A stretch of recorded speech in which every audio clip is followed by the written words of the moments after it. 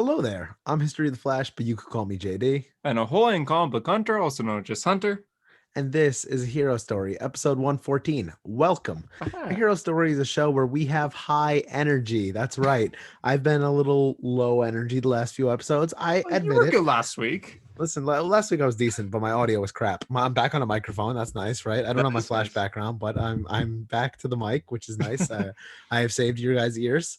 Listen, Hero Story, it's a great show, right? Great, run by some great guys. We talk about Yeah. comics, comic book movies, comic book animation, comic book video games, you name it, we talk about it. This week's episode is a little bit more laid back because, last week we had an hour and 10 minutes of breaking down the DC New hmm State, which if you haven't checked it out, go check it out if you want to learn a little bit about the DC New State. But We learned ourselves and then we taught we you learned guys. on Yeah. air. When we had our buddy Drew on, who was great. hmm This week, a little bit more laid back. There's not much news. There's not many comics, and we're probably gonna do another history lesson at the end of the episode.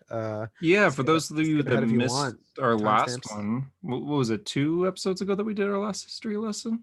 Yeah, I think too. Yeah, it's something new on the show where we go over the history of a character, not through the story of fiction, like, oh, his parents were killed, blah blah blah. We go over how this character was actually made. So last time we did how Captain America was created during the whole World War II time. So this week we're probably doing Batman, right? Yeah, yes, we'll be definitely doing Batman, and if we're running short on time, we're running long on time, maybe another one. So Yep. we'll see how the episode progresses. But before we get into anything, I just want to thank all the great people who have been donating to our Indiegogo comic page. We have officially hit. I don't have it up right now, but I I think it think was 88. 88%. Yeah, 88% as of 88. recording. It could be Yeah, as 100 of by the time recording. you're listening. Yeah. All right. So we're at 88%, 1,775 of 2,000. I'm shocked and I love it. So We jumped big I time this week. So yeah, thank you, we got we everybody. got a, we got a big jump this week. We have a little bit over a month left to get on the campaign. So if you've been holding back, don't hold back anymore. Yeah, this is your Just chance to go jump on the pre-order. Indiegogo, hmm and yeah, just reach out to us with any questions you have about it. Listen, it's our first printed comic. I'm excited. Hunter's excited. Yeah, Drew's excited. It's gonna be a really good thing, and I'm excited for it to all just happen. So it's such a cool story, guys. Like seriously, it's just nice to have. It's an indie comic made by fans. Like yeah. if you're a listener to this podcast, you could see what we do when we're not staring through a screen and talking through mics. I drew a hospital today. That was fun. Why is there a hospital in the story? Go to You'll have to find Indiegogo out and by buying the pre-order. Yeah. story. So um, but yeah, so that's the little pitch. Go check it out. Price of Hero Pays on Indiegogo, or you can go to our website, herostorycomics.com, where we have the links to all the good stuff. mhm. And if you want to learn or you want to see more of our comic stuff, you can check out Ariel. I can remember Yeah. the name for a minute. That's a little bad. I only have one story. How can I not remember it? You can check out Oh, I have Ariel, so which many. is available on Comixology, or just DM me. I'll email you a copy because I just want to get that comic out there. So Exactly. yeah. So So all right, that's the hero story pitch. Now let's get into the podcast. So as I mentioned before, not a big news week, not a big comic week, but we'll cover what we got. but for Timestamps in those who description if you do yeah, want to skip ahead, but I always recommend listening to the full episode. but for those who do want to skip ahead, the comics this week are Daredevil number, what is 23? Yeah, 23. 23. Iron Man number 2, The Amazing Spider-Man number 50.LR, which is kind of like a continuation of issue 50. It's basically issue 51. And Batman number 101, I Yep, believe. Yeah. 101. Okay, and yeah, so with the news, it's all live action news this week. We don't actually have any big comic news or animation or any of that. And the biggest piece of news, which I don't know if anybody was actually too hyped about this, Jared Leto's Joker is returning. Oh God, Hunter knew I was gonna do that, and I knew Hunter was gonna do that. Yeah. Oh God. He's gonna be returning in the Snyder Cut, which um Of all things, yeah, the what? Snyder Cut. Okay, so there were rumors actually, like in 2017, even 2016, I believe, that his Joker was going to be in Justice League, but it was just a rumor and then it was shut down and it never happened. But maybe that rumor ended up being true after all. Granted, Leto is not going to be like, oh, hey, they're putting some of my scenes in. He's actually filming scenes, I believe, this week as Yep. Joker. Interesting, saying how he wasn't in Birds of Prey. It was a different guy playing him, just, showing his back and everything. But it seemed like Warner Brothers really didn't want Joker in this. Then again, this is very much a movie that Warner Brothers is kind of letting Snyder do his own thing. Listen, I think ultimately what it comes down to is Warner Brothers is testing the water with the Snyder Cut because they know a ton of people are going to watch the Snyder Cut. Oh, yeah. You're testing the water for two things. Does anyone actually want to see the IAR cut of Suicide Squad? And could a Ben Affleck Gotham Bat show work on HBO Max? I believe they're testing the waters for both of them, and I Okay. believe that both are in the cards. I think that both are realistic depending on the numbers of the Snyder Cut, which I think are going to be very high. Mhm. Uh, I would gladly watch a Ben Affleck Batman show. That would be Especially with amazing. Deathstroke. Yeah. Joe Deathstroke, and Manganiello. yeah, it would be amazing. This is the first time that we're actually going to see Ben Affleck's Batman and Jared Leto's Joker actually interact. Kind of. Suicide Squad kind of had their interaction, Yeah, where the car chase scene, which wasn't but they didn't even really, like make eye contact or anything, or any yeah, have like I don't dialogue to know. each other. I mean, if you know me, you know I hate Jared Leto's Joker, and it's stupid, and yeah, tattoos are the worst decision ever. But But he's I damaged. How is he gonna know he's damaged? Come on. right damage. I don't know. It's not my ideal version of Joker, but maybe I do think Jared Leto's a talented actor, and I think that he didn't really get the room to shine. That even though I don't think it would have changed much, but he didn't really have the room to shine. So it is hard to judge his Joker performance based on what we got. So I would be interested in seeing more of it in a Bat show and whatever Justice League's going to be. I mean, I don't even know what role he's going to play in Justice League. Something with Lex Luthor, Yeah, maybe. I was. Oh my god, voice crack. Good job. I'm He's a 22. man. Yeah. I was gonna ask you actually, what do you think? I'm gonna say either he's gonna be the very beginning. The beginning of Justice League, one of Joss Whedon's I scenes, which I actually I've enjoyed, I've was gotten rid of all of Justice League out of my memories. I don't remember one single scene. I bleached it. what is brunch? I mean, you Oh, stand in line for an hour for what's essentially lunch. the Anyways, flashbacks, the numbers. What do they the mean? start of Justice League for the hundreds of viewers here that hadn't seen the movie or erased it from their mind. Batman takes on a parademon in Gotham City, and it's just kind of like a first look at, hey, this is Batman. He's just doing Batman things. It doesn't really have anything to do with Justice League. It's It's just the actually a start scene of the It's movie. actually a scene I liked, by the way. I did too, except for when he says Alfred in front of the thug. Yeah, should have been Penny One, Yeah, that which I think bothers me we so talked. I much. think we literally talked about after seeing Justice League. Yeah, exactly. After we both rated it 8.5. I think I read it in like a 9, Pain, honestly, or something. pain. Yeah. But anyways, I'm guessing the scene for there, because I know that's a Whedon scene, but I'm guessing Zack Snyder's going to do something similar at least with Batman taking down a thug, but in this case, it's not a thug, it's the Joker. Or end of the movie, the end of the movie for Justice League, how it's a bunch of characters, what they're doing now. Aquaman swimming, Cyborg is getting like an upgrade and stuff like that. Maybe it's Batman taking down Joker. Kind of like BVS where he threatens Luthor. Maybe he threatens Joker in this case.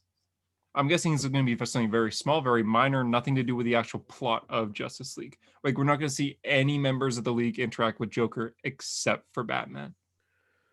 So since Deathstroke breaks Lex out of Arkham, Mhm.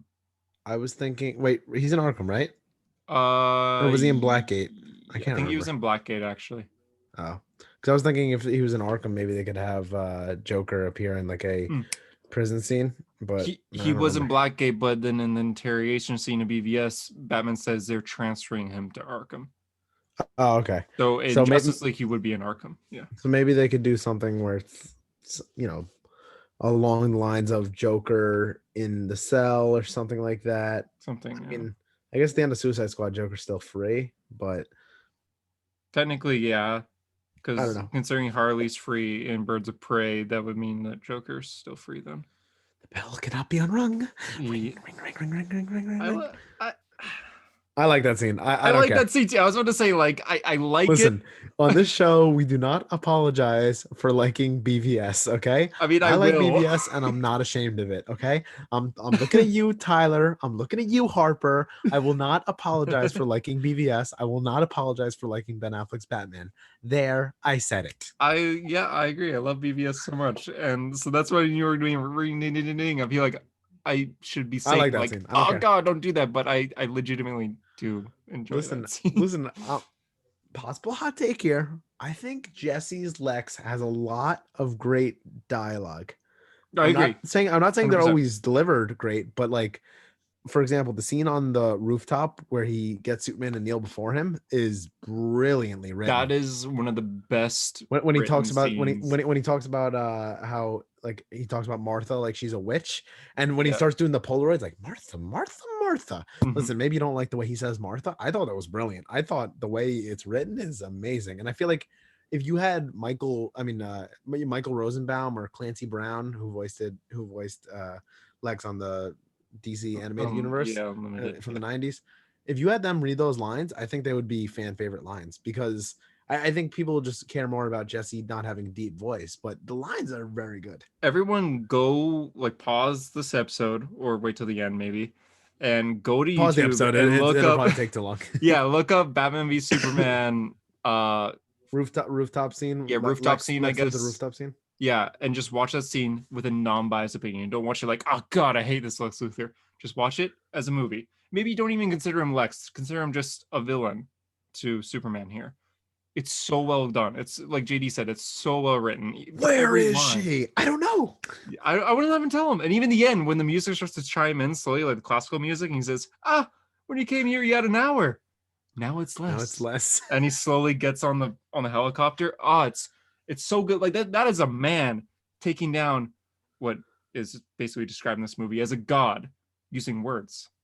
He has Superman go to his drop to his knees because Superman's looking at the pictures of his mother tied up. Yeah, you're watching it now. We're watching it right now. YouTube.com/hero story. He goes on his knees Martha, to look up Martha, Martha. the pictures, but as he does that, Luther slowly puts his hand over his head and This whole says, scene is brilliant. Where he's like, I wouldn't let them tell me, and then like his eyes are glaring. He's like, like "Yeah, you can't. If you kill me, really, she if you kill me, dies." Martha dies, and if you fly away, Martha also dies. Yeah. Listen, Oh you can say what God. you want about the performance, but that is brilliantly written stuff. I don't care. Listen, I'm gonna get a message in the group chat with Tyler and Harper. I'm ready for it. I'm ready for it. I can defend myself. Are you just gonna put in the timestamps here, like we just talk about BBS and praise this single scene from like this over You know, it's two and a hard half for me hour to do the movie? timestamps sometimes because I don't actually do I if I was smart, I would just do the timestamps as we record the episode, right? That would make way more sense. I could see the time, just write it down. But for some reason I do it the next morning.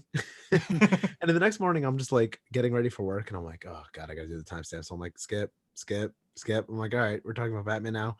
And this is the time. And I'm like, skip, skip. All right, we're talking about Flash. So like I don't actually like, there's a lot of divergence that are just hard to cover in the timestamps. I So mean, we're 13 minutes and now. This I don't even remember the beginning of this was Jared Leto's Joker. Okay. Listen, I think that there could be a thing with Lex Luthor. That was my original point here. Man, I always divert like that. Oh, I was gonna say, like comparing kind of like with the Lex thing with Jared Leto's Joker. A lot of people are comparing him to Ryan Reynolds' Deadpool, where he sucked at first, but then he came back and he was amazing. Maybe that could be the scene for Joker. Probably not. I'm not saying it's gonna happen. I'm not saying I'm thinking that's gonna happen. I'm just saying that it's possible, and I'm actually okay with Leto returning. It gives some continuity to this whole DCEU, and it kind of gives him a chance to redeem himself. Because with the right writer, I don't know if that's Zack Snyder, but with the right writer, he could be a really solid character.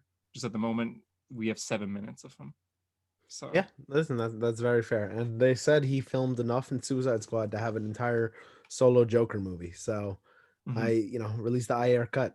But I do think this is testing the waters for the IR cut, and I think it's testing the waters for a Gotham Bat show, which has been rumored for a while for the Mhm. HBO Max, a whole Ben Affleck Batman show, We'll which see what happens with line this. me up.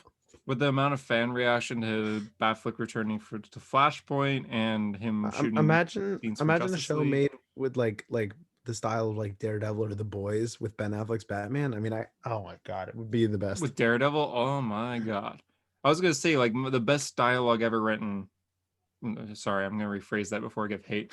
Some of the best dialogue written in superhero media comes from BVS, that rooftop scene that we were talking about, and Daredevil season 3, last episode when he talks to Kingpin at the end, like I beat you kind of thing. That is the best dialogue written in superhero stuff. So yeah. Yeah. News of the week. I forgot to add this on to our list, JD, but Deadpool 3 is apparently going to still happen, as we kind of knew. It was basically confirmed at this point, but it's not going to be, it's going to be in the MCU, but the same way as Daredevil in the MCU. Now, this is a rumor right now. There's going to be a Marvel Knights universe where it's going to be, hey, I'm Deadpool, I'm in the MCU, but you won't find me in like the next Avengers kind of thing. So he's going to be his own thing, still in the same universe, so references will come, but still his own thing. This is a rumor as of now. It's rumored to be the Marvel Knights universe. If this is the case, I think this is a good time to bring back Daredevil, Punisher, Luke Cage, all the Defenders. Just continue their stories, but say it's in the Marvel Knights universe, which is the MCU. Just, they're going to be ignoring Captain Marvel flying by and stuff like that. So, Yeah, I'm okay with that. Yeah, I heard rumors that they're making Daredevil 3 and 4. I mean, Daredevil. Uh, Deadpool 3 and 4 back to back, which I I don't know mean, that any I'm okay with validity it. to that. Rob Liefeld's probably fuming because he said, "No, Rob, no good, no good Deadpool," and it's like, we don't want you, Rob. Yeah, go away, Rob. We get it. You co-created him, but go away. But if this is the case, though, I think that's kind of a smart idea. A lot of kids follow the MCU. A lot of kids are excited for the next MCU movies. They like following the movies themselves. I've been following the MCU with my dad. If I was a kid, I'd probably still want to see Black Widow and Eternals and all these movies with my dad, like my family. But if Deadpool is coming out and it's continuing the story of the Marvel Cinematic Universe and it's rated R, so I can't go see it, that suck. So I think it's smart to have Deadpool stay R rated, but still an MCU for us fans, but it's not necessary to watch to follow the whole plot for whatever the next plot's going to be, since we have the Infinity Saga just ended. So I think that's smart, and it also gives a chance to have the Defenders return, because the Defenders are very dark, very much not meant for kids. And if you want to keep that tone up, just say Marvel Knights, still in the MCU, not following whatever storyline's going on for the other movies. So we'll have to wait and see. Yeah. Um, Next in MCU news, Falcon the Winter Soldier is just about done filming, and it was confirmed that they're going to be bringing back very old MCU characters. Not old as in age, as in these characters were in Marvel Phase 1, but haven't appeared since. Who do you think it is? We're talking like Iron Man to, I wouldn't even count Avengers 1. I'd say before Avengers. I mean, is it going to be people like how in Far From Home they had the guy, what's the name from Iron Man 1? Hmm? What's the guy's name? Hmm? Jeez. Are you talking about the professor? T- no, Tony Stark built this suit with a box of Oh, scraps. Ironmonger. Yeah, like they brought him back in Far From Home. Yeah, yeah, kind of just for So like a I scene. think yeah, I'm thinking it's gonna be characters like that, Yeah, it could be. I'm characters guessing it's from going to be characters kind of like Cap the First Avenger, maybe. going with MCU. Spider-Man, his professor, his science teacher, was the college student in The Incredible Hulk. Is that like canon same character? I know it's same It actor, but is. is it canon same Yeah, they character? they have the same last name, so Cool. I don't That's think cool. his first name's ever mentioned in the Spider-Man movies because he was Very, back in very Easter. cool touch. Even though I think the teachers are very annoying and Far From Home, good touch. My wife left Oh me. god, oh god, just saying teacher and Far From Home just made me think of that horrible. Look at the baby mountain goats. Oh yeah, yeah, that I was hate that probably the scene so worst much. scene. All right, so we just had you look up a great scene on YouTube. Now you're gonna look up a bad scene when Tom Holland jumps out of the bus, jumps up top of the bus and takes out the drone, and Spider-Man Far From Home, absolute dumpster fire, And no one notices. and no one notices. The baby mountain goats. Peter, nice going, Peter. Oh god, I hate that scene so much. You want me to kill uh Flash Thompson? Oh god. for characters returning, I rewatched the MCU movies fairly recently, like right after Endgame came out. So they're kind of fresh in my head. I can't think of any returning characters. Pretty much every character from Thor is dead, except for uh the professor that was in Avengers. He got mind controlled by Loki. I forget his name. And we already know Natalie Portman's returning. The other girl with the beanie, names. Maybe her, but what would be the purpose of that? So I'm trying to think. Oh, Captain America: First Avenger. What if you had some of his old friends from a squadron, but they're old?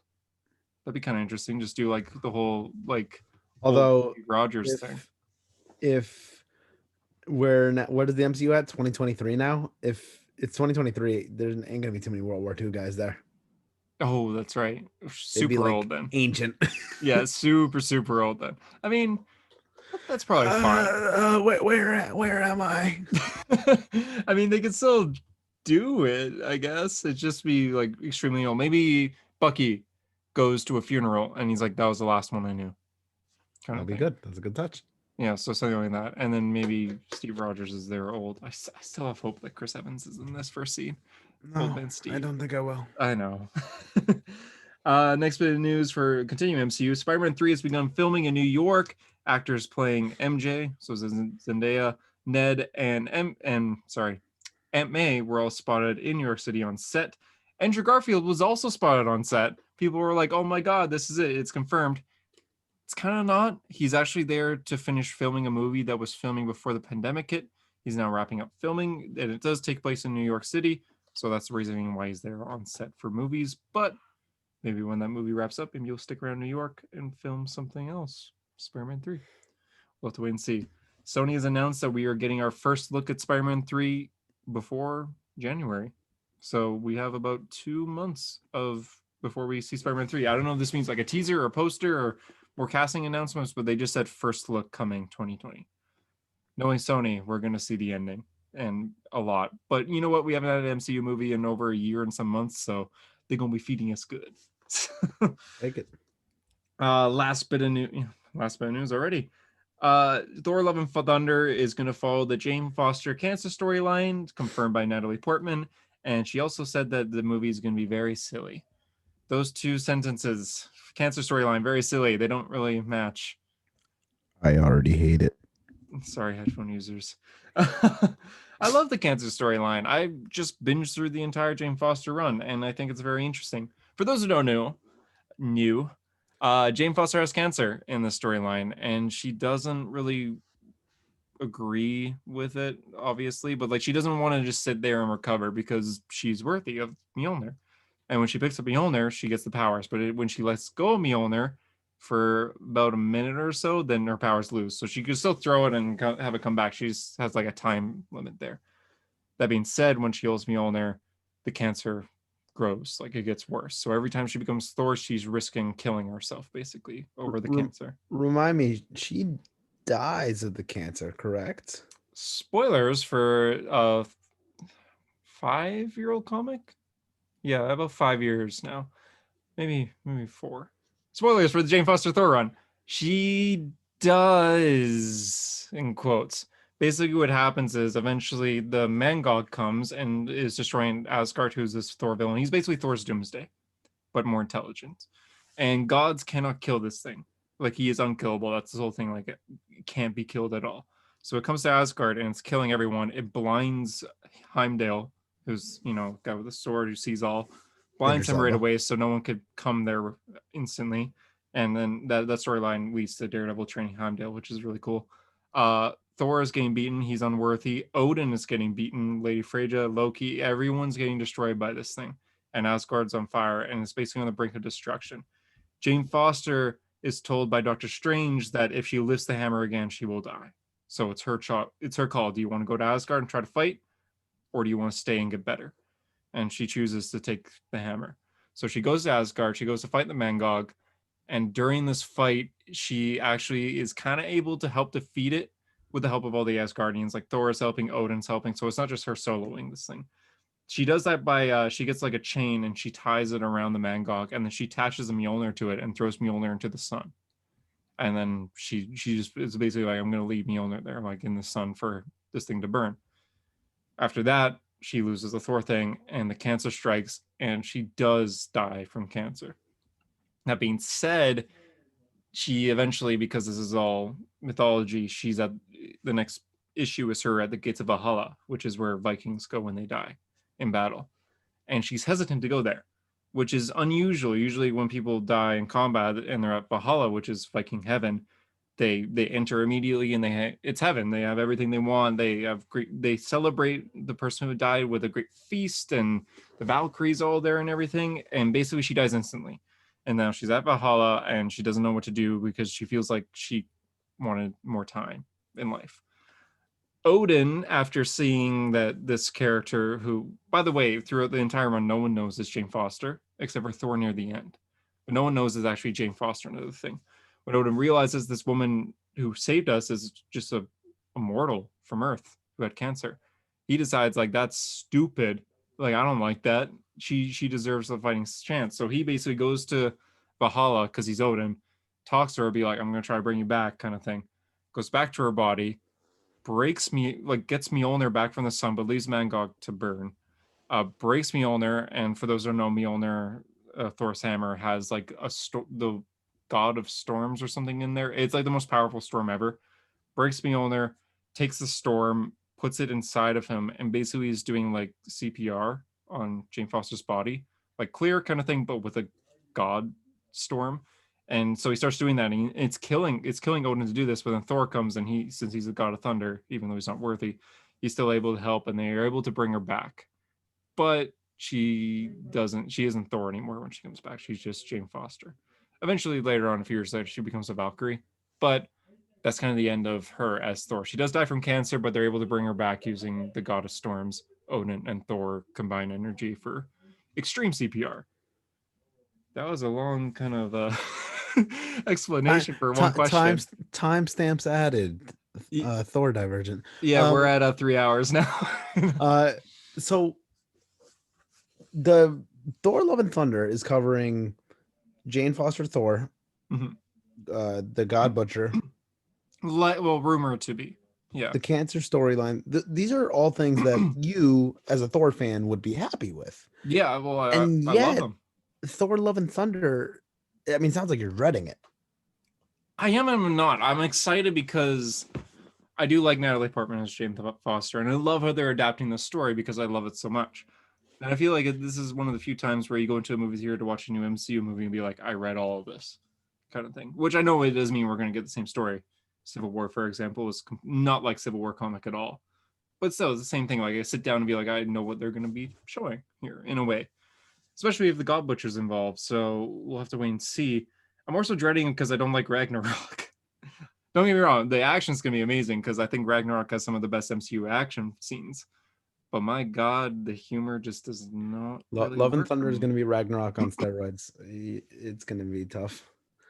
Yeah, the humor, especially with such a dark story like the cancer storyline, and probably if they're doing this like Jane Foster Thor, that means Thor Odinson's probably going to be unworthy here.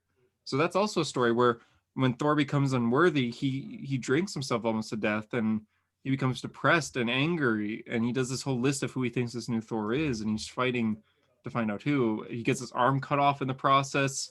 He loses his eye. Well, in the comics, he loses his eye through this, but being unworthy makes Thor depressed for a little bit and a little reckless, which is dark.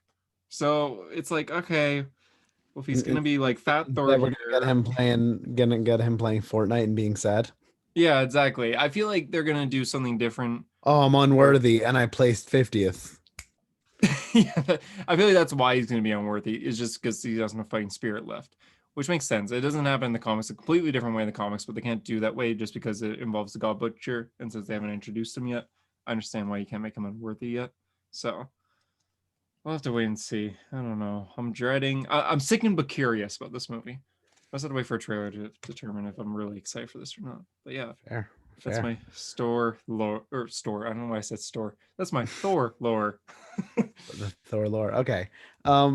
Yeah, I don't know. I don't think the movie's gonna be good. I mean, listen, maybe I'm wrong. I hated Ragnarok, I hope. and Yeah, I hope you're wrong. I hope I'm wrong too. So we'll have to wait yeah, and I'd see. like to be wrong. So all right, that's pretty much it for the news, correct? Yeah, that is it. Okay, Comics. so welcome to the comic section. I have no idea what time we're at, but Roughly 29 minutes in. welcome to the comic section. So I only read two comics this week. Hunter read more than I did, so 4. maybe you have a more uh pick of the week, cover of the week type thing going. I only had two Oh, to pick okay. from, so I didn't really have a big pool. I really liked the Daredevil issue though, and I really liked the Daredevil cover. So So those are your two picks. You got the regular cover, like the Daredevil and Spider Man, right? Mhm. Those are my two picks too. Daredevil is Yeah, probably this my cover is cool, by the way. yeah. Thanks. Daredevil is probably my pick of the week and cover of the week. I ended up not getting the Spider Man one because it wasn't in my store, but I'm not complaining because I got the Alex Ross version, which is beautiful. It's just Alex Ross has been doing these Marvel covers for the past month now, where it's just the character with a white background, but they look great together. I got this for Iron Man. I got this for Captain America, Daredevil, X Men has Cyclops on it, so I got that one. I'm hoping there's a Spider Man one. I hope I didn't miss it. But yeah, so that's probably my cover of the week too. Although honorable mention is Iron Man for pick of the week because that was also such a good issue. So yeah, Uh, you want to talk about Daredevil first? sure, yeah. While we're there, What did you think of Daredevil? First of all, references galore. My hat goes off to Chip Zdarsky because I like the random references to Marvel issues that are kind of old. That's the cool thing about Marvel continuity. You know, in DC continuity, you can't really go back and reference stuff because reboots make things not happen. In Marvel continuity, it's technically speaking, you know, kind of all happened in the same timeline. yeah, So there's never been like a full on Marvel reboot as far as I know, like full on like they've had like everything you relaunches, but they've never had like the yeah. universe starts over. Spider-Man and Daredevil meet for the first time again. They kind of had the universe start over after Secret Wars, but it was still like everything's still canon. It's just like Miles Morales is now here, kind of thing. Yeah. So they've Um, had universe restarts, but that doesn't change the history of the Marvel universe in a way. yeah. And yeah, so Daredevil uh Spider-Man references the issue Spider-Man versus Wolverine, which is that 80s? I think it's 80s. It's a single issue too. Yeah. It's And a one but shot. I'm saying like Zdarsky also when he did the Fantastic Four X-Men, he referenced the original Fantastic Four versus X-Men or Which Fantastic was Four also X-Men, which was 80s, in the I think. 80s, Yeah. which is cool because it's like a four-issue series that kind of got forgot about in the 80s, and the characters were able to talk about it like it happened a few years ago, which is cool. Mm-hmm. So Exactly. Yeah. Spider-Man says, I guess it didn't say when. He just said, I killed, well, to go through the plot, Spider-Man mentions this because he accidentally killed someone in Spider-Man versus Wolverine a long time ago. He says, I killed someone once, an accident. Wolverine was involved. Berlin. I was in over my head and I threw a wild punch and it was horrible. I didn't know what to do. I just so yeah, he talks about it, but he doesn't say when it was. But it's acting like that could have been like 10 years ago for him, or something. I believe Marvel yeah, Comics like Peter Parker right now is probably 30. I want to say 30, maybe 29. probably. He feels like he's older in the Daredevil title than in any other title. Yeah, exactly. Like I give credit to Chip because he feels like the most mature Peter Parker in this book. I think this is a pretty good issue. Kingpin being Kingpin is very good. We haven't Um, seen that in a while. yeah, and I could like almost like maybe it's because I like the show so much, but like I could almost like feel like the of the guy's head going into the table as Yeah, he bashed it. Like basically. I don't know, I could like I could just feel it, and I could feel like his calm voice after. Like I don't know, this was a very good like visual comic. Yeah, basically what happened was there's a meeting between mob bosses and Kingpin gets triggered by I think it's Hammerhead, and he just bashes his head into the table multiple times and then calmly just continues the meeting after and just adjusts Yeah, his with like the bloody collar head and all over the table. yeah, and just continues like, all right, where were we? But just bashing his head in. It's very much like you're right. Like I could see that moving in a way. Yeah. So in this one, Kingpin is back as the Kingpin. He has decided that he's going to return to his role of, keeping the crime families in check. Mhm. And but he said that this time he's going to take the role, but he's also committed to the people of New York. So he's As going to try to mayor. balance, Hmm. yeah, as mayor. So he's going to try to balance both. Interesting to see how that'll go. Daredevil and Spider-Man have a really good moment where Daredevil crashes on the meeting. Now, to me, I got heavy Batman Year One vibes from Daredevil Oh, crashing the meeting. So yeah, in Batman yeah. Year One, Batman crashes the meeting with all the elites. Hmm. Says like from this moment on, none of you are Falcone and safe. yeah. And he's like he's in like it's the introduction to the Batman. Daredevil obviously knows all of them. They all know Daredevil, so it's not the introduction, but kind of like what he said while he's crashing the meeting. Like it gave me the vibes of that dialogue of like, from this point on, none of you are safe. Like the way he said, like, I'll be, I'll be keeping an eye, I'll be watching you, and he has Spider-Man back him up. Like, I don't know, I got definite Batman Year One vibes. Definitely.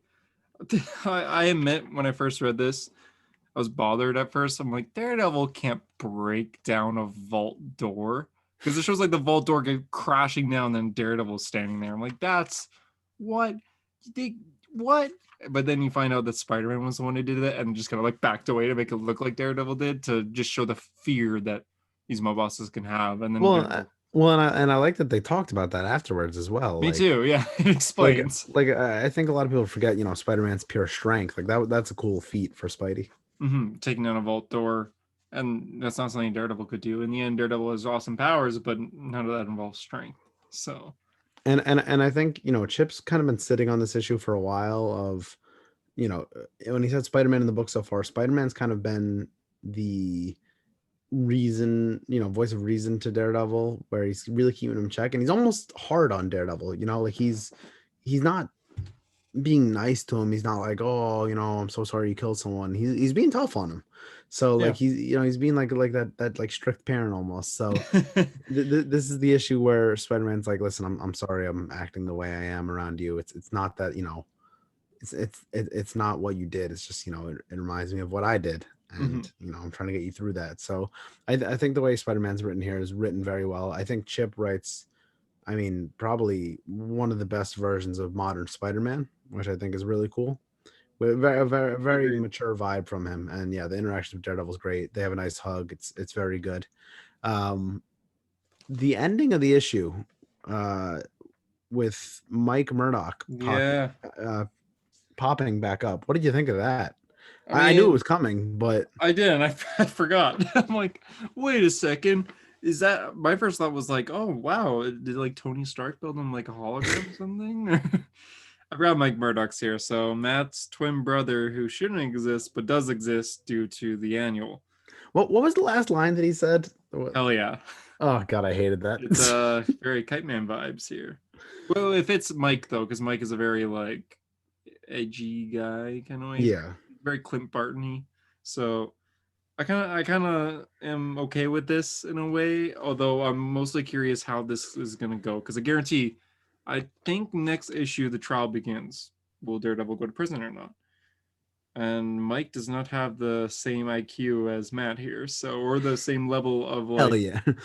training for law. So I feel like Your he, Honor, I object. On what yeah, grounds? these grounds. There's Yeah. there's this great movie called My Cousin Vinny with Joe Pesci, and he plays a lawyer in that one. So they have like their opening testimony, and it's supposed to be like two lawyers like making their case to the jury before the trial starts. So the other lawyer is like going off. He does like this whole thing like for a minute, and Joe Pesci falls asleep during it. So then Joe Pesci goes up and they're like, what is your response to what he said? And he goes up there and he goes, everything that guy just said is bullshit. So Oh, that's what I expect out of yeah. Mike. That's what I expect out of Mike Murdock. Yeah. That's basically what's gonna happen. I'm pretty sure the trial starts next week because the next issue shows like Daredevil A great cover, by and the way. Amazing cover. I just yeah. posted on my Instagram story a few minutes ago because it's that good. Oh, yeah, it is very nice. So I mean, it's probably gonna happen next week. So I'm interested to see what how this is gonna go. Is there gonna be violence? Probably not, but I'm still curious. Going back to a Spider-Man interaction when Spider-Man and Daredevil do just go around the city and sitting on bridges and stuff and talking. Says we talked for hours about our fears, the things we've done, lives filled with regret. This is huge Guardian Devil flashbacks right here. Because in Guardian Devil, Spider-Man's only in one scene, and which is, by the way, the Rose Simon read fantastic Daredevil story. You don't need to read anything to read this one.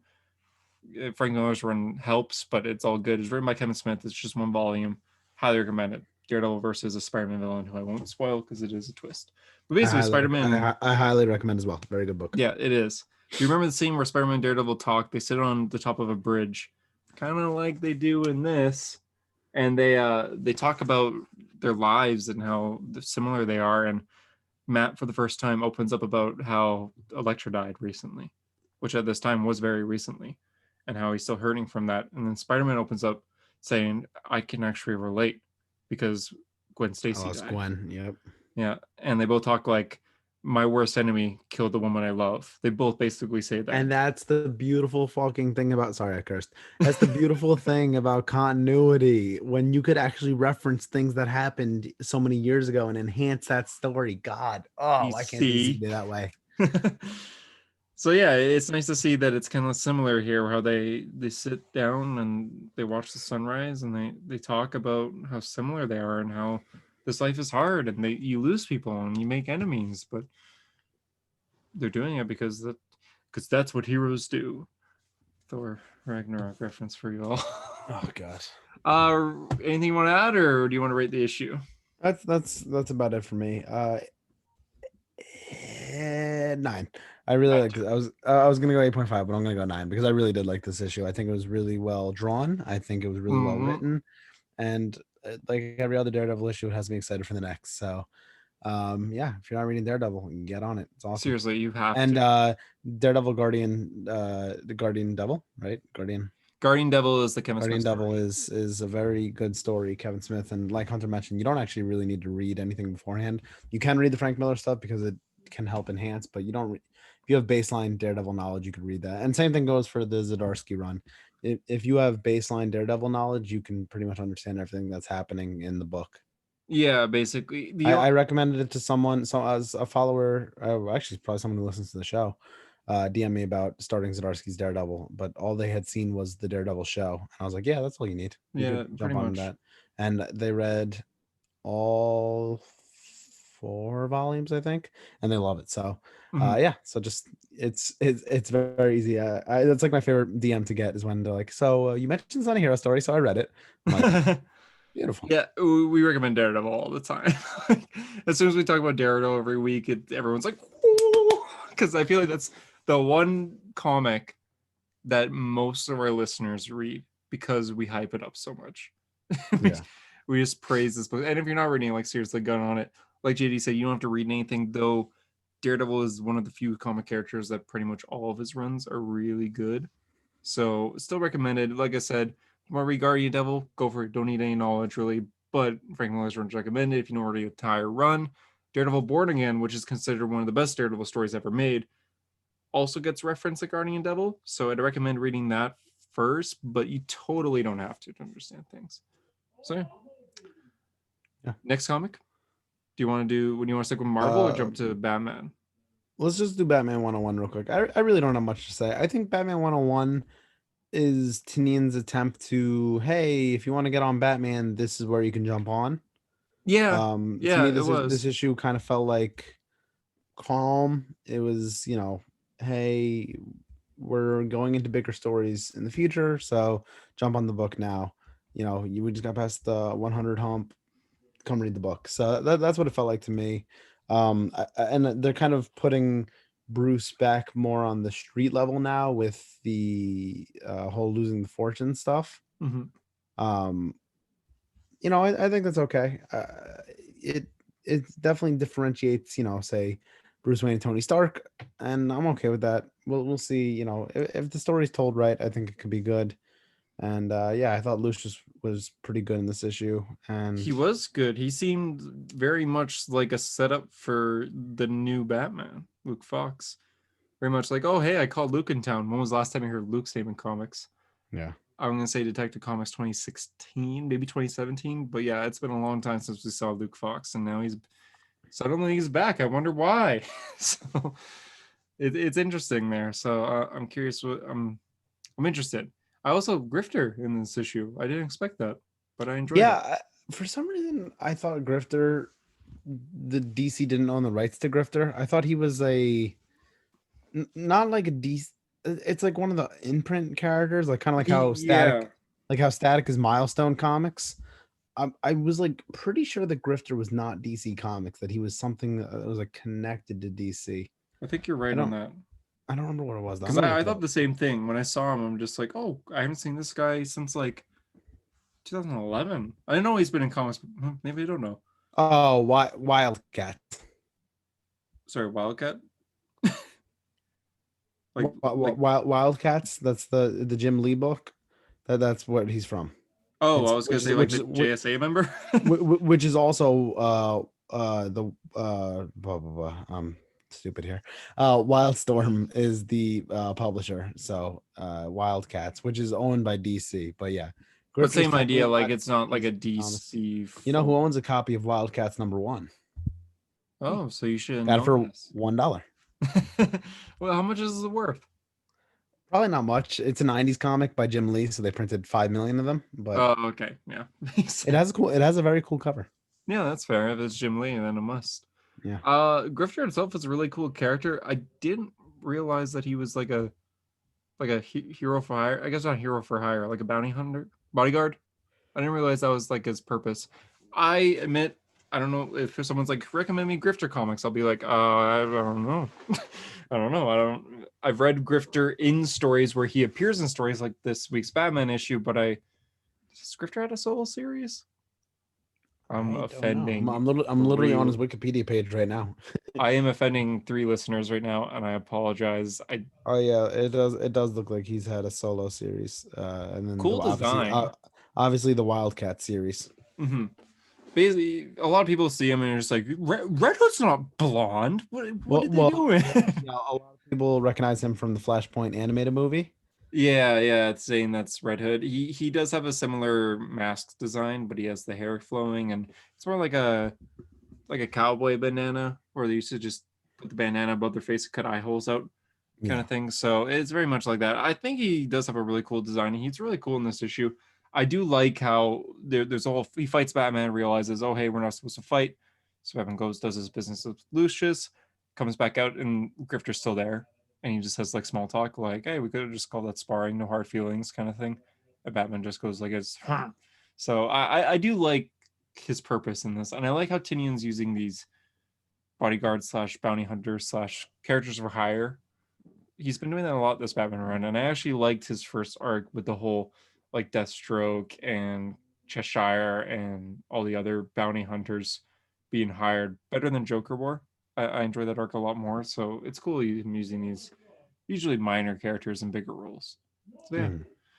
Besides that, though, Batman's moving, so that's Yeah, cool. it literally felt like a jump on issue to me. Like Mm-hmm. this is a new start for Bruce Wayne, and yeah, jump on. So Yeah. What do you rate so the issue? so that if you are looking to read Batman under Tinian, if you are looking for a place to start, or if you just want to read Batman comics in general, I guess you can jump on starting now. Yeah, basically. Issue 101. It's the start of a new take on Batman. How many times have you heard that before? Too many, Yeah. way too many. Thanks, Bruce. Oh yeah. Also, sorry. Quick rant. Selina's leaving again. Catwoman's leaving again. I don't DC can't make up listen. their mind. Listen, I've never even been a big fan of Catwoman as a character. I'm gonna be honest with you. I've never really felt the appeal. There's like 4 or 5 comic characters that I feel no appeal to that randomly pisses off people on Instagram. Catwoman's one of them. Just never saw the appeal. Hold on. What are the other Never, three? never been interested. Starfire, I literally could not care less about. I just have no interest in. Uh, Jason Todd, just really just don't care. And for some reason pisses people off. I don't know why. Aqualad, Garth, I don't care. That's fair. Do you like Jackson? Yeah, I have no beef with Jackson. I think Garth is such a bland character. Okay. Well, not bad. I don't think I have any characters that I like purely hate that are popular. At least I don't I know. have to Is it think about like it. like maybe it's the Dick Grayson and Barbara Gordon fan in me that just hates Starfire. I don't know. I just like even solo runs that I've read with that feature Starfire. I never saw the appeal. I don't know. Just not a character All for right, me. yeah, fair enough. But Alex, I fully admit it, and I fully realize that it's not a character for me. And it's something with Catwoman or with Starfire. It's characters that I've read. It's just I just don't catch the appeal. I guess if I were to say someone, uh, Etrigan the Demon, I don't care for. I'm sure a lot of fans of him are out there. The whole Etrigan, the history of the Etrigan just rage. Okay, Hawkman, Hawk Girl. Yeah, I could feel that Don't as really well. Even care. though even though I think I would I think I would enjoy Venditti Hawkman. I've heard it's very good. I I've heard heard it's it's good too. I've heard, he puts up good stuff. But yeah, I just don't care enough about Hawkman to actually read it. Yeah, I mean, I know the whole lore of the character, Thungarian resurrection, Yeah, it's not a bad alien bird concept. I just god. can't really get into it. Yeah, it's a really cool concept. It is. I don't know. I don't care. Here, let me just spend my money on my thousandth Batman issue. So basic, but yeah, I give the issue like a 7. I enjoyed it, but it's mostly just, hey, Batman comics are continuing. kind of. Whole new, whole different Batman. Yeah, Uh, yeah. I'm around the same as you with score wise. It's I. yeah. Iron Man #2 was great. You're not reading Iron Man. Explain yourself. I'm not reading Iron Man. Okay. Well, folks, let me run you through the scenario. Your boy has a car that is dead. My car is sitting in the driveway and is dead, meaning I no longer have a car. Now, it's October. I've been okay with borrowing cars, with getting dropped off at work. It's not so bad. I'm an online university, so I'm really, other than work in the gym, I really don't go out much. Listen, I'm a comic reader, so clearly I have no social life. So I don't, the car hasn't been too big of a struggle, but at some point I would like to have my own car again. It is nice to be able to, when I turned 16 and I got my license, the best part of freedom was like, hey, I could go drive here. I remember Man, I'm when hungry. Oh, I could go get food. the first place I drove on my own with my license was Barnes and Noble to go pick up comics, which is a bookstore. I went to go get some trade paperbacks, and I can remember thinking, like, as I'm driving there, and it's like a 5-minute drive from my house. I can remember it like, wow, I'm driving myself. Let's go get comics. This is cool. Like that was my thought process. That's So cool. having a car is a lot of freedom. When your car's dead, that means you need a Mm, new one. But a new car is money. yeah, I spend a lot of money on comics. I do. I would can't like to relate. spend less. I wish I spent less. Maybe in January and February with DC New State, I'll be saving a lot of money. But Boo. but anyway, Iron Man is one of the titles that, well, first of all, I didn't even know it got rebooted until recently, but I have not picked it up for the first 2 issues. And if I hear it's very good and Hunter keeps telling me it's good, then I will get the trade. Yo, Harper Does made a Marvel whole put YouTube video on it, Comic Rebirth, and like the I'll check it artist like out. reposted it. That 'Cause is it was really, listen, we in this podcast, we stan Comic Rebirth. We love Harper. yeah. Although his mic didn't work, so he's like his lips don't move to his voice, so it's kind of funny. But he explains at the beginning. Yeah. But anyway, so Iron Man is one of the things that maybe I will be checking out in trade. I've never Yeah. really read much Iron Man other than Demon in the Bottle. Don't kill me, Harper. Um Well, I'm the same way. Like I haven't read too Marvel puts out a much. trade with new trades every 5 issues because I have the Immortal Hulk ones every 5 issues. So after Okay. 5 issues, I could be like, all right, I'll just pick up the trade. Yeah. Well, I mean, Iron Man just started like That's my 2 issues defense of in. why I did not pick up Iron Man 2. Go on. Yeah. Okay. It's funny how you remember your first time driving. I kind of do too, but I went to get a watermelon. What? But your boy was on a budget. Okay, I just bought a car like the day I got my license. Like I was eyeing it for a while. I'm like, all right, well, I'm gonna see if I pass my road test first. I passed, and immediately I bought the car. So I didn't have a. Is this the one that the door handle came off from the Yeah, freezing it's the cold same Canada? car. I named her Nice. Talia. So It's a after weird. Al Ghul. Yeah, Wait, was it actually after Talia al Ghul? yeah, because I was reading a comic and Talia was in it, and I was like, I kind of like the name Talia. I'm gonna name my car Talia because That's and it's also uh, kind of like Batman's first love interest. This is my first car. I'm not even a car guy, but yeah, yeah. The door handle broke off because it was minus 36 degrees I Celsius. remember And watching that video and I'm like, what the hell in Canada? I went to open it and it just snapped off. But yeah, my first time driving, I went to get a watermelon because I'm like, man, I only have like $5. What could I get for like $5? Oh, watermelon. I like watermelons. So I went to drive there. I just went to a grocery store. I remember like being all like my hands were like sweaty on the wheel because I was so nervous. Like, oh God, no one's in the car with me. Oh no, I'm gonna crash. Because to be honest, I'm not the greatest driver. I've had a Oh, few tickets. Uh oh, I you're running with the law. yeah, I've gone on a few car crashes before. I haven't killed nobody. I haven't injured nobody. I've damaged cars before, though. I spent a lot of money on these things, and when I passed my road test, my like test person literally said, "You know how to drive. You're just not very good at it." So I'm gonna give you your license. Oof. I'm like, oh, I pass. All right, cool. Because I know how to parallel park, so boom, I got it. That's all you need. So yeah, that's my that's my car story. Anyways, Iron Man 2. Believe it or not, I failed my first road test. I had to take it a second Oh, time. oh, I I'm about to embarrass myself then. I passed the first time. Do you have learners in America? Like learner's permit license?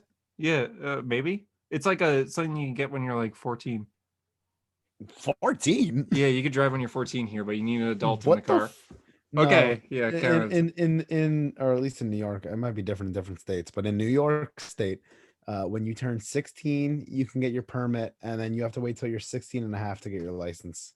Oh, But then it's called a junior license, which means you could drive till like it's dark, and then once it's dark, and you can't have more than one person in the car, which is stupid. oh, But then, that's but kind then of like yeah. when you turn 17, then you get your full adult license.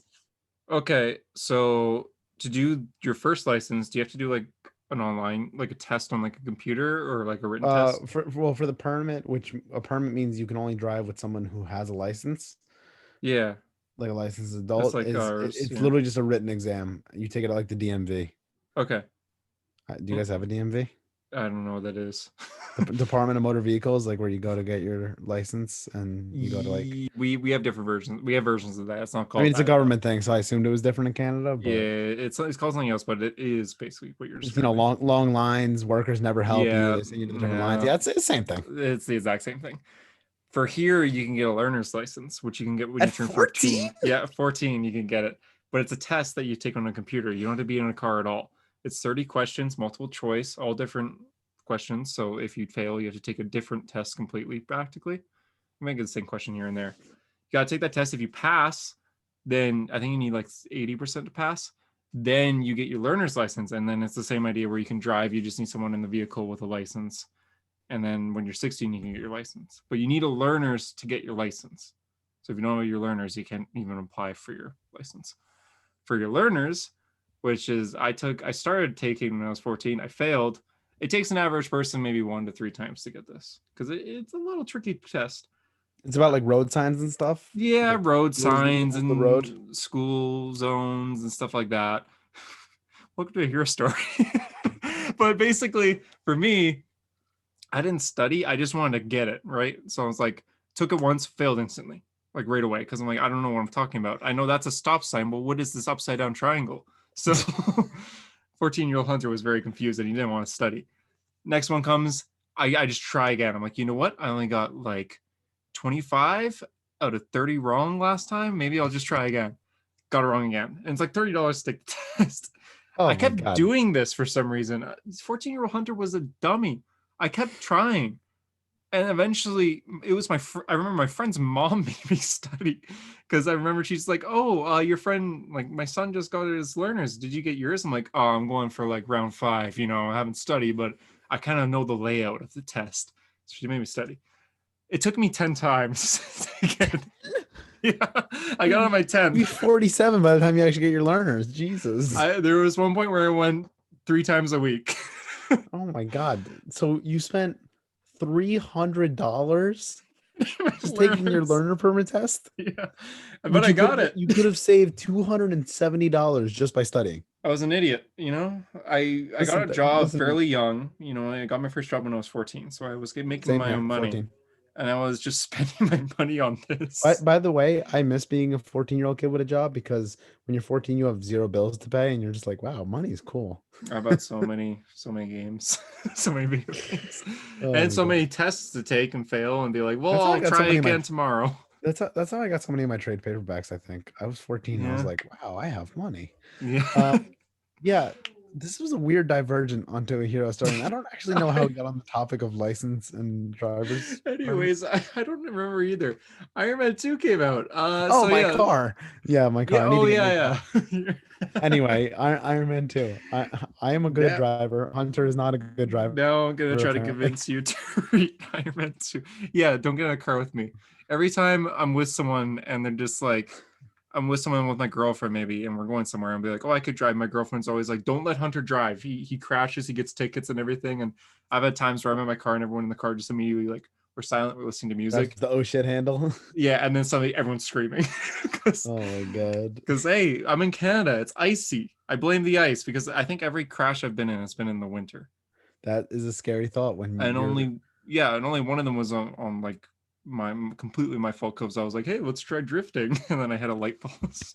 oh my god. The worst other than the door handle, which was really bad. I mean, there's literally a video that probably still have it on Snapchat where Hunter goes to take his open his door handle and that shit just comes flying off and it's like, what in Canada? But also there was another one where his wheel was frozen into the ground. Yeah, this was last year. I'll That was probably insane.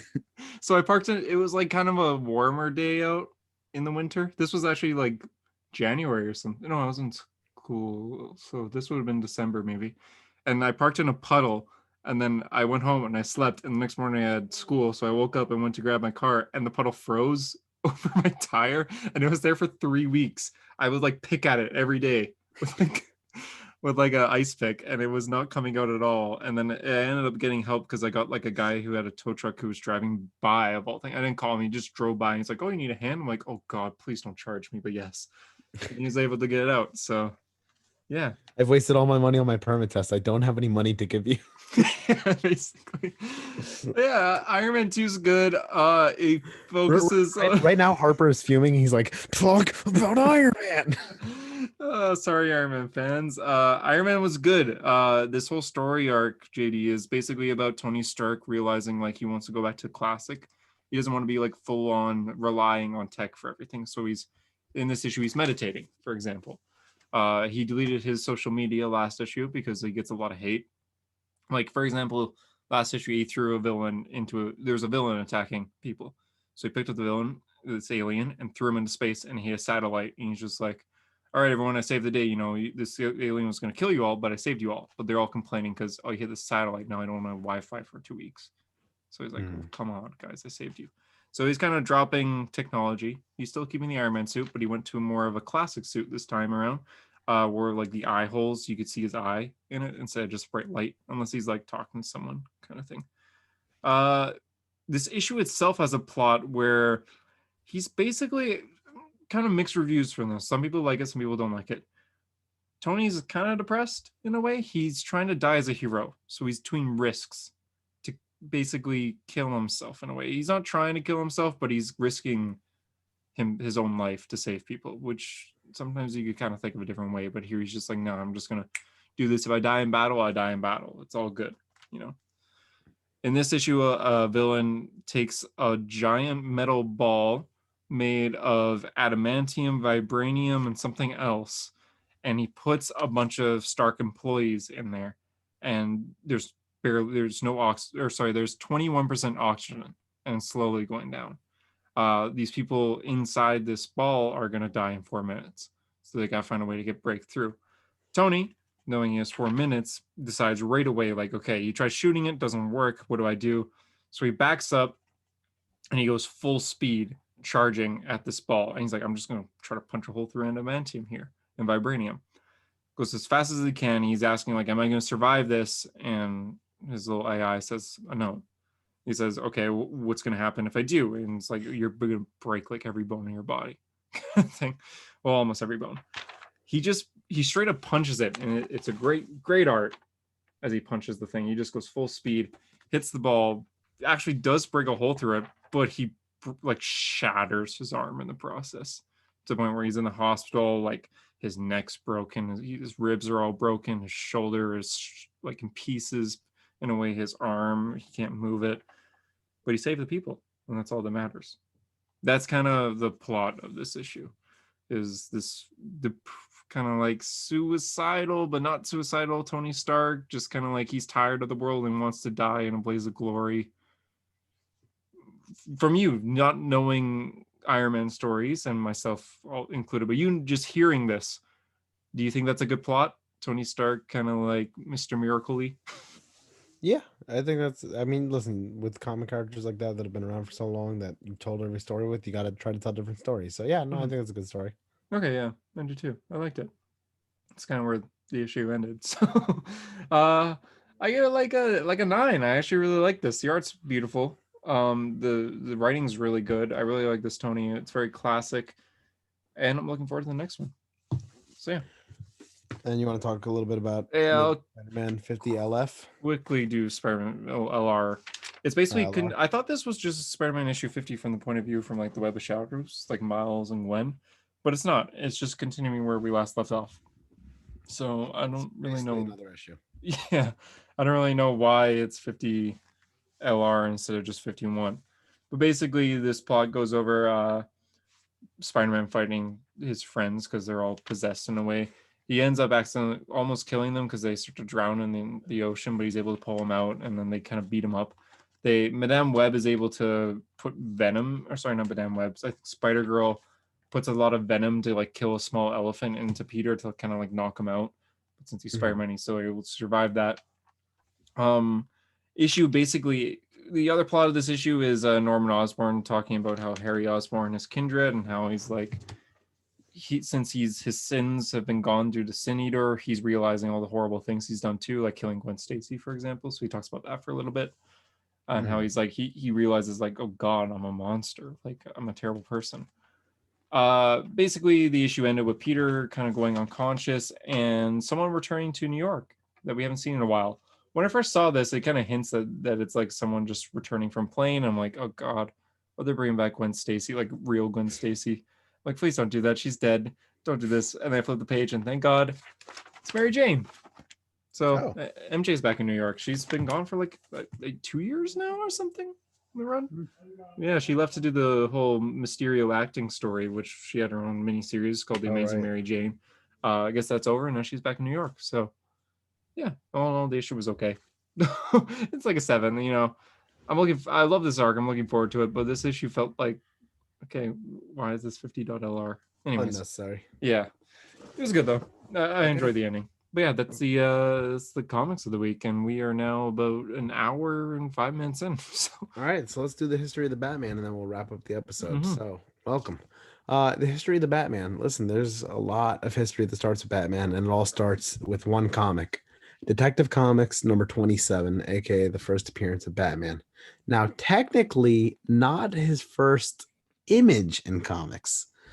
The first Mm, image of Batman came in Action Comics number 12 as an advertisement where you see Batman's face and it's an advertisement that says the Batman. This thrilling adventure strip starts in in the May issue of Detective Comics. So teased, a few months earlier. Batman is a character created by Bob Kane and Bill Finger. There's a mm, lot of dispute in the whole Bob Kane Bill Finger story. So mm. since Hunter and I were talking about, what character do we want to do the history of? So so I could prep, and we decided on Batman. So I was like, all right, I'm going to do my Batman prep. I know a lot of it, but it doesn't hurt to refresh up on the facts. And I was reading some of the Bob Kane like his point of view, and Bob Kane's point of view basically changes on it throughout the years. So Mhm.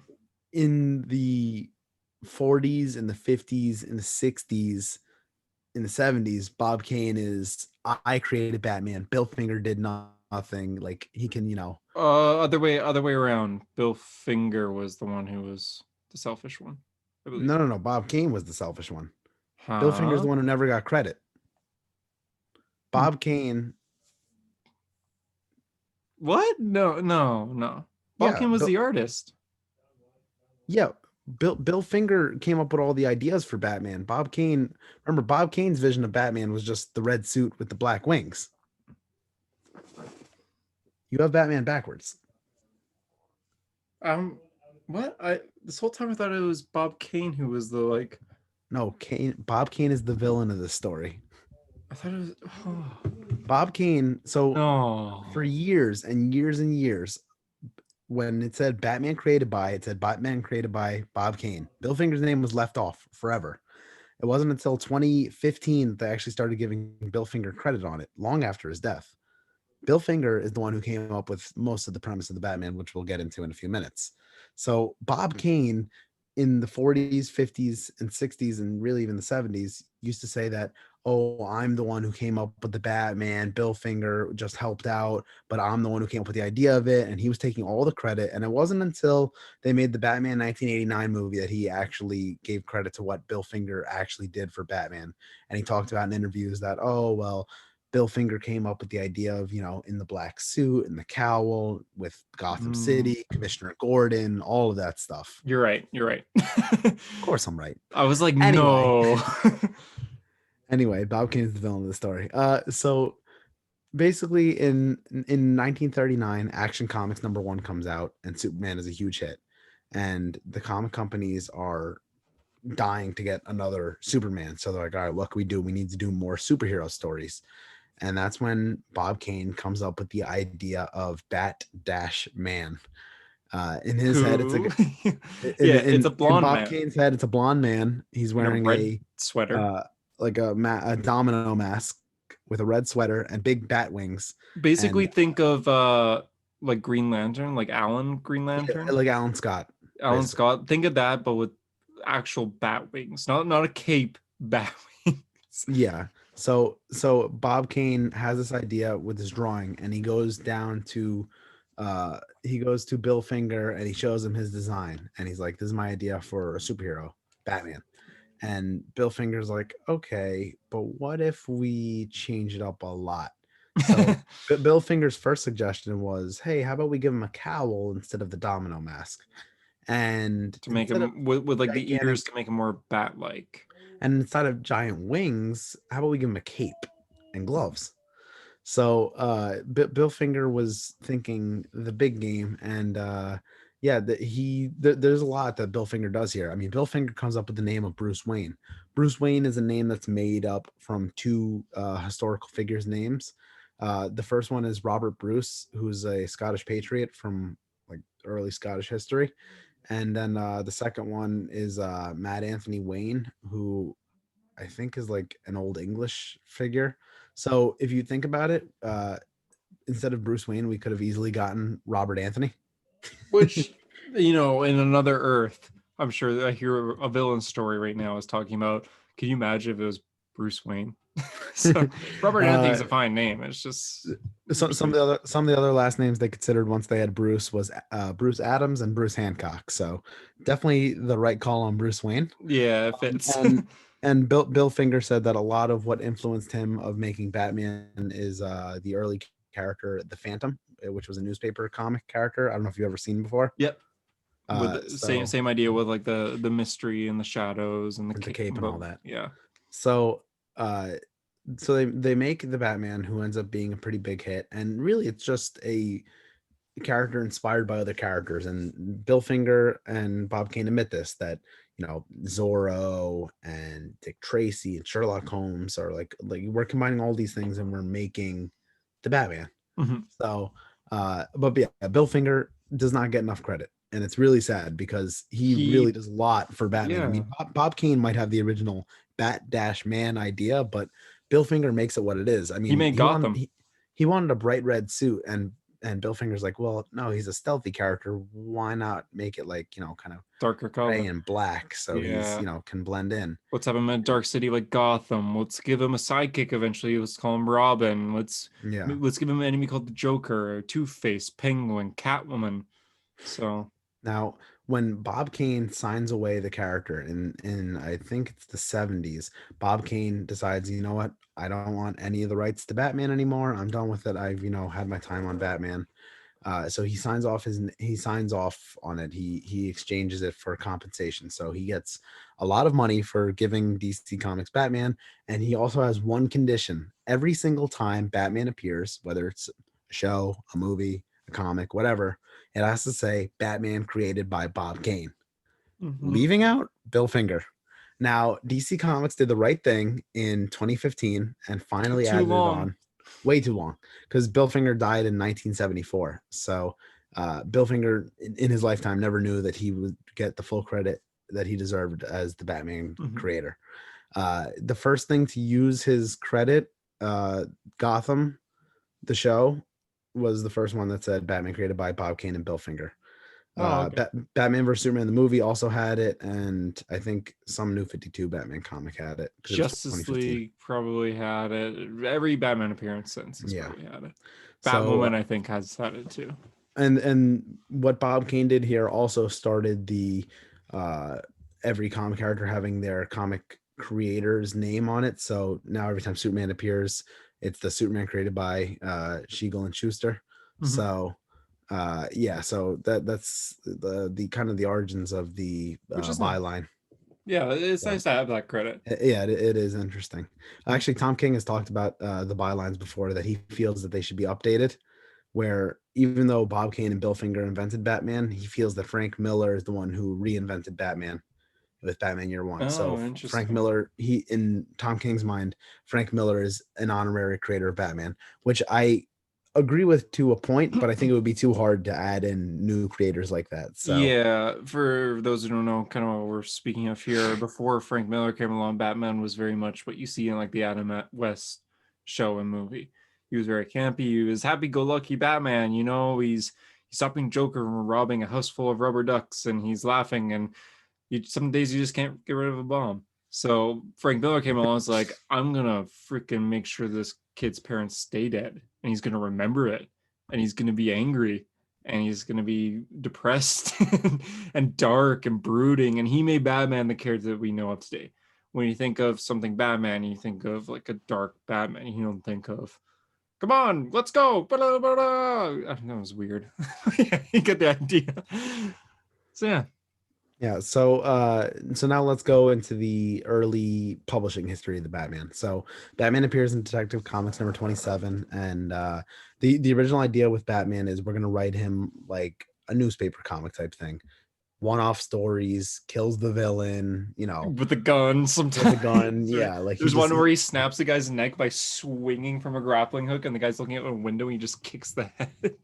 yeah. So that's what they originally thought, but Batman actually ended up being a pretty hit character, and the next year in 1940, they ended up giving him his own solo title, Batman. And he and Superman were the ones that were the two solo titles going on at the time, and that Mm. were able to actually sell well. And they actually ended up getting a team up comic. Well, it wasn't a team up comic at the time, but World's Finest Comics, which would basically be the first story was a Batman story, the second story was a Superman story, and it would sell. Uh, so in the 40s, Batman has a lot of success, and they decide that all right, we need to add more to the Bat mythos. So uh, Bob Kane and Bill Finger, but really Bill Finger, decides, all right, what else can we add to Batman? So in over the course of the next few issues, he gets the Bat utility belt, the Batarang, the Bat plane, and then we eventually get in Detective Comics number 33, the Batman's origin. So it's only a two-page origin, but it depicts uh, Bruce Wayne as a kid seeing his parents murder, and at their grave, he vows as a child, quote, by the spirits of my parents, I will avenge their deaths by spending the rest of my life warring on all criminals, which for 1940, Damn. not bad dialogue. That's pretty good That is good, yeah. for a golden age. Uh, then they eventually introduce Robin, which again, a Bill Finger suggestion. Bill Finger's idea was that Batman needs his Watson, like how Sherlock Holmes has, and this ended up being a fantastic move for Batman because the sales doubled once Robin was introduced. Kids were now very invested in Batman, who were not already invested because there was actually a kid hero in there, which was fairly unheard of at the time Yep. in comic books. Pretty sure he might be the first child hero. Yeah. Could be wrong, but yeah. Uh, so so after they have Robin introduced, they start introducing some other stuff, Joker, Catwoman, some other characters. The editor of Batman decides that we can't have Batman, like now that we're actually having a whole mythos and universe. No more killing, no more guns, no more killing. Batman's done with the killing. He's done with the guns. So they decide really early on that we're going to be done with it. So for all the people who point, well, in the golden age, Batman killed, yeah, for a few issues. So anyway, Batman is one of the characters that didn't fall off after World War II. So if you know the story of comics, in the golden age of comics, comics sold amazingly well, and then once World War II ends, the almost every superhero falls off and they stop buying superhero comics, and the only things selling were like horror comics at the time, and comics don't make their comeback until like the mid 50s. Batman actually kept selling the whole time. It was still selling well in the 50s, and he was one of the few superheroes to still be published in the 50s. In this time, they decided to change the book, the team up book with Batman and Superman. Instead of making it Batman and Superman stories, or sorry, Batman story, then Superman story, it's Batman and Superman together. They have them interact in World's Finest Comics. And that book ran, it was so successful until 1986 when Crisis happened. So that book ran for over 40 years. A very successful book. Yeah.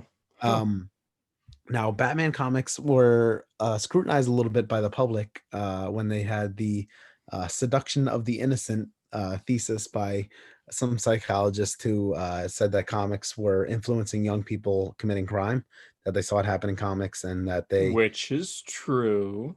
Kidding. which is, it's essentially the same argument that video games cause violence, which Yeah. is, let's be honest here. One of the things that this psychologist said is that Batman is also influencing homosexual undertones because him and Robin are homosexuals.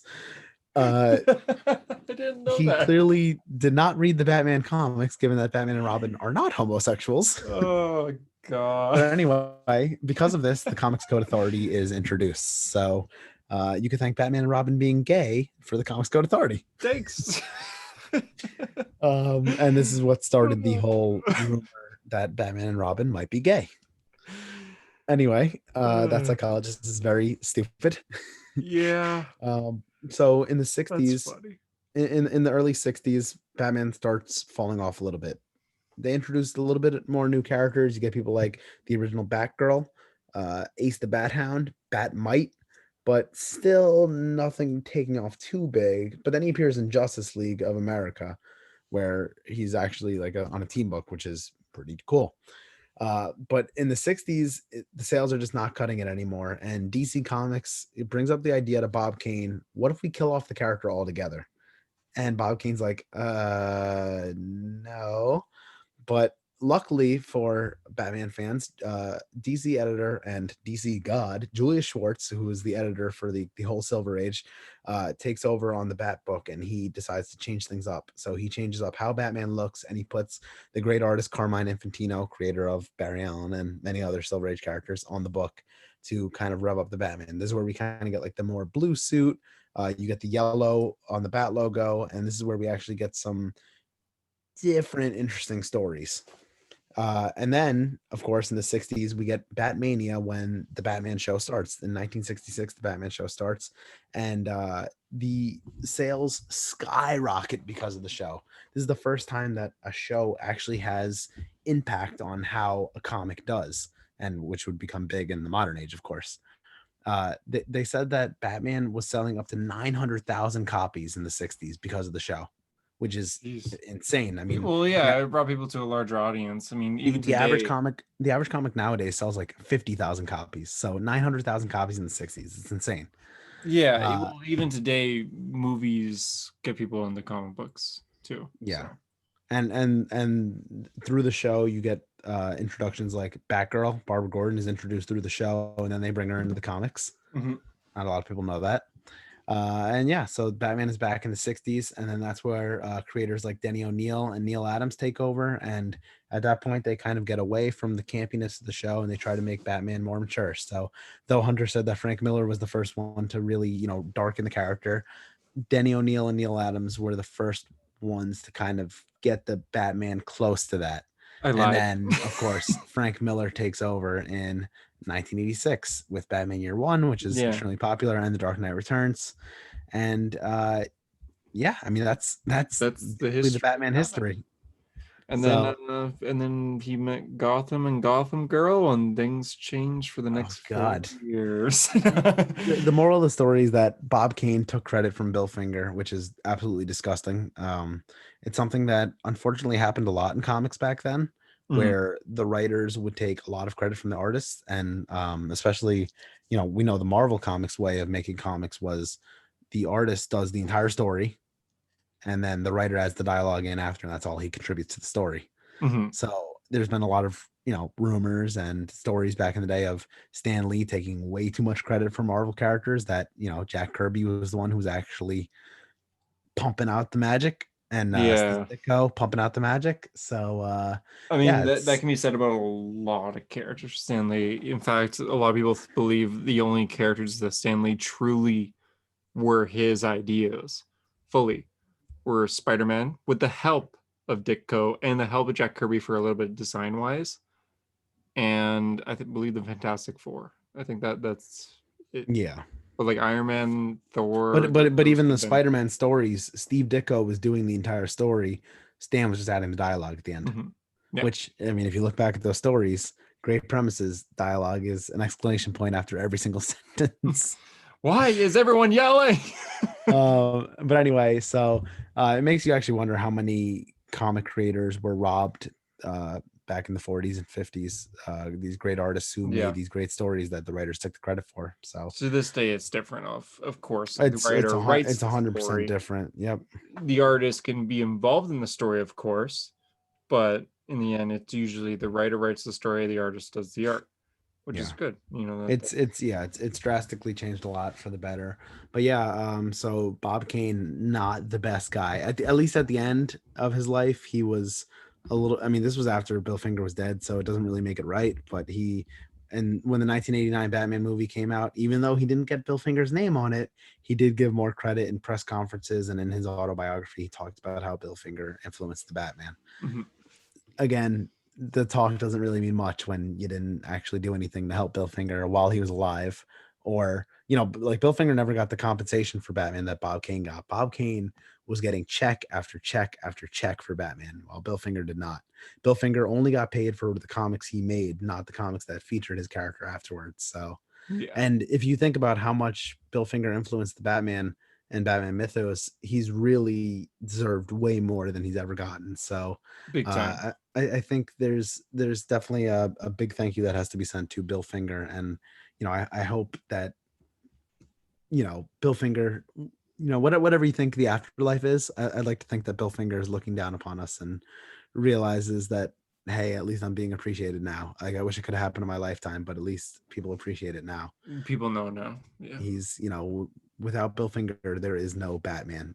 Batman would have been a one-off character in the golden age that is never remembered. yeah. He would have been So, that guy in the red sweater that appears in Detective Comics, Bat Dash doesn't Man. appear again. Yeah, Yeah. respect So the hyphen. Bill respect the hyphen. So Bill Finger did a ton for the character, and yeah, it's just crazy how the character has influenced so much pop culture and media over the years. I mean, it also changed the movie game. The 1989 Batman movie absolutely, skyrocketed the idea of comic book movies can be so profitable. People saw that multiple times in theaters, Joshua Williamson. So yeah, it changed the game. And today, I believe if you could go to any country in the world and wear a Batman shirt, people would recognize the logo.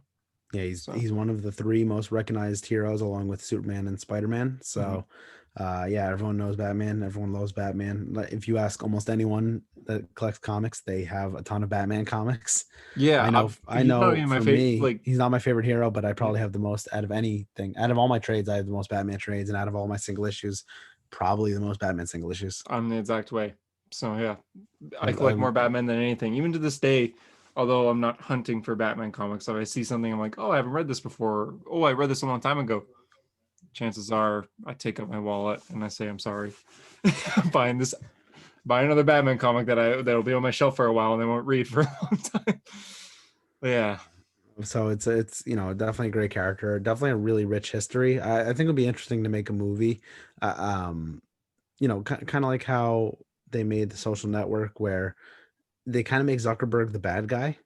yeah, I think it'd be interesting to see Bob Kane as the bad guy. Like yeah. That would, like the influence, because I also think there's more that happens. Like it's older, so we only have a few interviews. But in the 60s, I mean, Bob Kane was literally like saying like, I'm the one who created Batman. Like, Bill Finger can claim he did this, but I created it. And it's like, bro, you're the villain. yeah, Like, while no, the 60s Batman show is making so much dough and has so much success, you're like saying yeah. that it's all yours and you're getting credit for it and you're getting paid for it, while Bill Finger's getting I zip. wonder if there are some like huge arguments there. of I mean, I have no idea. I him, don't. Bob just yelling like, no, he's my character. Like I deserve him more than you do. And Bob King's like, oh yeah, hey, I have an idea for Harvey Dent based on you, kind of thing, based on this conversation. It's crazy what Bill Finger was put through. So I'm glad that he finally gets the respect. I mean, it's way too late. I mean, I can't believe it took till 2015. I mean, he literally died in 1974. Like, Mhm. why? What took so long? Yeah. There's truly no reason why his name, like, once you put Bob Kane's name on the Batman, Bill Finger's name should have been there as well. So Mhm. at least they're doing it now, but again, too little, too late. Yeah, I mean, at least the future of Batman's bright and going as strong as ever. Can't wait for the Batman and him possibly having his own HBO show alongside his own character, Batwoman having her own show, and Batman's The Bat just mythos so are popular. stronger than ever in any form of media, and Definitely. I'll drink to that. God bless. So Yeah. If you guys like this history lesson, I guess yeah, I'm this calling it a history lesson. yeah, it's the history of the history lesson. Yeah, no, it's fun. Listen, that was a cool one to talk about. Mhm. Batman is one that I wanted to talk about for a while, because there is a lot of rich history to that. That's my favorite thing about the comics, like the stories behind it and kind of like the impact that the characters have. Like that's really cool. Exactly. Yeah. If you guys want to hear us talk about more characters, we could. I would like to do Daredevil one day. I know his history is really interesting and cool. Both Stan Lee and even the Teenage Mutant Ninja Turtles. So I get into that eventually one episode, or we even do more modern characters like how did Miles Morales come to be? How did Jessica Cruz come to be?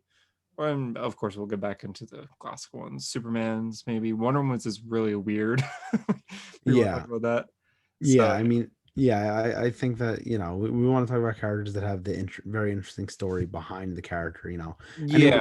anyone can tell you the fictional story of what happens with the character, but it's cool to see the real life story and what happened behind the scenes and how a character was almost different. I mean, imagine if Bruce Wayne was not Bruce Wayne and he was Mad Anthony or whatever it was, Well, that's not the biggest change, but yeah, it is Robert interesting what Anthony. happened in the writers' room.